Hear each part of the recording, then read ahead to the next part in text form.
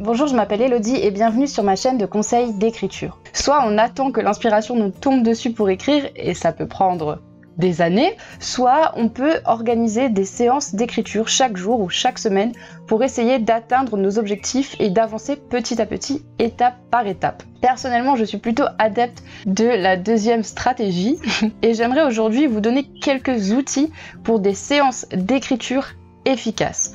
Avant toute chose, essayez de vous créer justement des plages d'écriture, donc des séances d'écriture dans votre emploi du temps. Si par exemple vous êtes plus efficace le matin, ça peut être de vous lever 1 heure plus tôt pour écrire. Si c'est plutôt le soir, de vous dédier 1 heure précise pour écrire. Si c'est entre midi et 2, pourquoi pas. Moi personnellement, je suis incapable de faire quoi que ce soit pendant ma digestion. Mais bon, chacun est différent. Donc voilà, essayez de vous planifier ce temps-là. Ça peut être 20 minutes, ça peut être 10 minutes, ça peut être 1 heure. Si vous pouvez avoir 2 heures, waouh, c'est génial. Mais ça suffit pas d'avoir ce planning-là d'écriture pendant la semaine. Il faut que quand vous vous mettiez à votre table de travail, vous puissiez écrire et que ça ne vous bloque pas totalement de vous dire « Ah là, il faut absolument que j'écrive, j'ai seulement 1 heure pour écrire, donc il faut que je sois efficace. » Voici quelques outils qui peuvent vous aider à avoir des séances d'écriture efficaces. Pas tout ne va fonctionner pour tout le monde. Piochez ce qui vous convient, faites des essais, voyez ce qui vous aide à écrire. La première méthode dont je veux vous parler, c'est la méthode Pomodoro. Le Pomodoro, si vous ne savez pas ce que c'est une espèce de petit réveil en forme de tomate qui est utilisé donc pour faire la cuisine. Et la méthode Pomodoro, en fait, ça consiste à écrire pendant 25 minutes, non-stop, ne faire que ça. Ensuite, s'arrêter pendant 5 minutes, faire une pause, aller boire un coup, manger un petit morceau, etc., aller aux toilettes, et ensuite recommencer une séance de 25 minutes. Et le fait de vous dire que voilà, j'ai 25 minutes pour écrire, il faut absolument que j'écrive pendant ces 25 minutes, je vous conseille d'ailleurs de mettre un réveil, plutôt que peut-être d'acheter cette petite tomate qui fait un bruit hyper strident. Vous pouvez utiliser simplement votre téléphone et mettre un réveil pour 25 minutes. Vous pouvez planifier plusieurs réveils, 25 minutes, 5 minutes, 25 minutes, 5 minutes, et faire plusieurs séances Pomodoro si vous voyez que ça vous aide vraiment et que vous avancez bien avec cette méthode. Le deuxième outil, je vous en ai déjà parlé dans pratiquement tous mes vlogs et dans plusieurs de mes vidéos, il s'agit du Cold Turkey Writer ou du Cold Turkey tout court, donc de la dinde froide si on traduit en français. C'est un logiciel qui va bloquer votre ordinateur ou bloquer internet selon le logiciel que vous choisissez. C'est totalement gratuit, je vous mets en barre d'infos le lien pour le télécharger. Et donc vous pouvez décider de bloquer certains sites, par exemple YouTube, Facebook, Instagram, les réseaux sociaux quoi, ou vous pouvez aussi décider de tout bloquer pour un certain laps de temps ou un certain nombre de mots. Donc vous pouvez décider que tant que vous n'avez pas écrit 500 mots, vous ne pouvez pas accéder à internet par exemple. Ou ça peut être aussi un nombre de minutes. Voilà, vous bloquez tout pendant 15 minutes, 20 minutes, 30 minutes, 1 heure, à vous de voir. Et tant que ce laps de temps n'est pas terminé, vous ne pouvez pas accéder à votre ordinateur, enfin vous ne pouvez pas accéder à internet. C'est un logiciel qui fonctionne très bien pour moi et je sais que plusieurs personnes l'ont essayé et l'ont approuvé et ça a un peu changé leur façon d'écrire parce que c'est vrai qu'on est souvent à l'heure actuelle soumis à toutes sortes de distractions et que ça vous bloque vraiment et ça vous met face à votre écriture et vous ne pouvez pas faire autre chose qu'écrire, vous ne pouvez pas trouver des excuses. Ensuite, quelque chose qui ressemble à la méthode Pomodoro, c'est le sprint d'écriture. Le sprint d'écriture, ça consiste pareil à vous bloquer un temps, vous dire par exemple 15 minutes, et pendant ces 15 minutes, vous devez essayer d'écrire le plus de mots possible. Pendant le NaNoWriMo, souvent il y a des sprints d'écriture, le NaNoWriMo qui est le National Novel Writing Month, le mois national de l'écriture qui a lieu en novembre chaque année, et qui consiste à écrire un roman de 50 000 mots en un mois. Durant cette période, il y a sur le site du Nano et sur différents groupes Facebook, des sprints d'écriture qui sont organisés, et donc le but c'est d'écrire le plus de mots possible pendant un temps limité, 15 minutes, 20 minutes. Et donc le but c'est de se confronter un peu les uns aux autres et de se confronter à soi-même aussi. Par exemple, si on a écrit 200 mots à cette session de 15 minutes, on va essayer d'écrire plus à la prochaine session. Et du coup, le but c'est vraiment de vous forcer à écrire en essayant de pas trop tenir compte de la qualité pour ce premier jet que vous êtes en train de faire.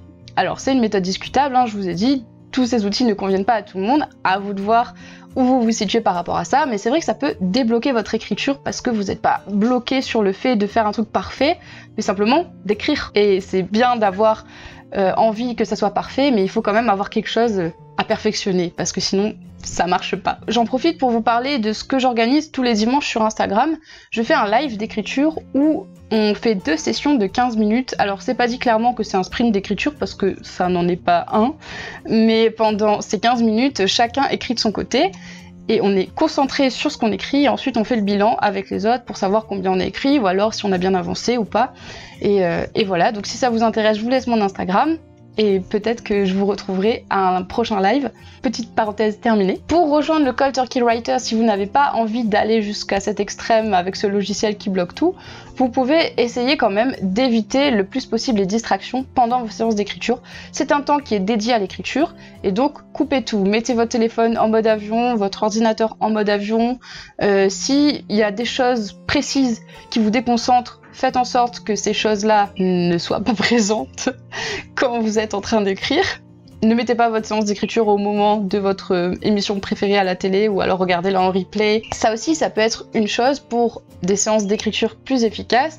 Vous pouvez décider de vous accorder des récompenses si vous avez bien travaillé durant cette séance d'écriture. Par exemple, ça peut être justement de regarder un épisode d'une série que vous aimez bien. Un autre conseil, ça va être de créer un environnement d'écriture idéal. De quoi vous avez besoin pour écrire, dans quelles conditions vous écrivez le mieux. Est-ce que c'est à votre bureau? Est-ce qu'il faut que votre bureau soit totalement rangé?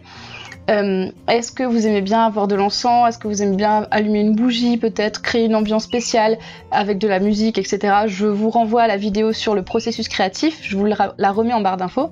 C'est important de connaître, voilà, dans quelles conditions vous aimez écrire et dans quelles conditions vous êtes le plus efficace. Un autre conseil qui va s'appliquer surtout à ceux qui aiment bien écouter de la musique en écrivant, il y a des musiques qui favorisent la concentration. Je sais pas si vous en avez entendu parler, je crois que c'est les ondes alpha. Personnellement, je sais que ça m'aide énormément quand je n'arrive vraiment pas à me concentrer. Je mets mon casque et je tape musique de concentration, musique pour l'étude, on en trouve plein sur YouTube, et ça marche pas mal pour moi. Il y a une autre musique qui fonctionne très très bien, alors je ne sais pas, je n'arrive pas à me l'expliquer, mais c'est la musique traditionnelle chinoise. Voilà, il y a une musique précise, je vous la mettrai en barre d'infos si vous voulez, c'est un espèce de mash-up d'1 heure.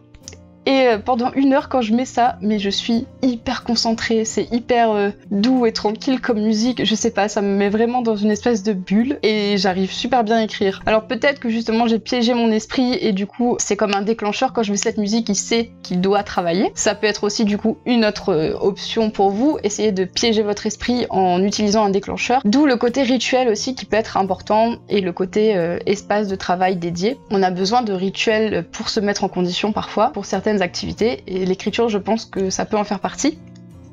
Donc voilà, une musique précise, ou alors une odeur précise, ou ça peut être plein de choses différentes.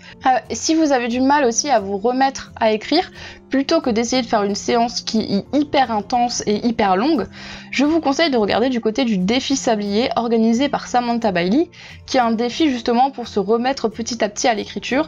Du coup, le volume de travail augmente de jour en jour, le volume d'écriture. Le premier jour, je crois que c'est 5 minutes, le deuxième jour 10 minutes d'écriture, le troisième jour 15 minutes, etc. jusqu'à la fin de la semaine, et c'est 1 heure d'écriture complète. Donc ça, c'est un bon outil aussi pour se remettre progressivement à écrire. Une autre méthode aussi que j'ai vue sur une chaîne anglo-saxonne qui consiste à augmenter son nombre de mots au fur et à mesure. Donc décider qu'aujourd'hui, voilà, on va écrire 50 mots, demain 100 mots, l'après, le surlendemain 150 mots, le jour d'après 200 mots, etc.